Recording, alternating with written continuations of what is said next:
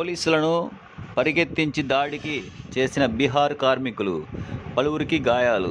సూర్యాపేట జిల్లా పాలకవీడు మండలం Deccan cement factory వద్ద తీవ్ర ఉద్రిక్తత. పోలీసులకు కర్రలు, రాళ్లతో దాడికి దిగిన బీహార్ కార్మికులు.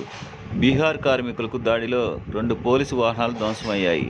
నిన్న డెక్కన్ సిమెంట్లో పనిచేస్తున్న సమయంలో గాయపడిన ఒక కార్మికుడు మిర్యాలగూడలోని ఓ ఆసుపత్రిలో తరలించగా చికిత్స పొందుతూ మృతి చెందాడు. న్యాయం చేయాలని కంపెనీ ఎదుట కార్మికులు ధర్నాకి దిగారు. చెదరగొట్టే సమయంలో కార్మికులకు, పోలీసులకు మధ్య ఘర్షణ. దీంతో పోలీసులపై దాడికి దిగిన కార్మికులు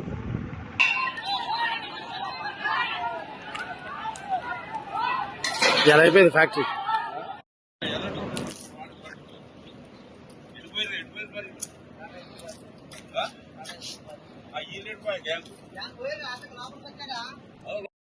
ఎస్పీ గారు ఇప్పుడు వస్తాడు. ఎస్పీ గారు వస్తాడు.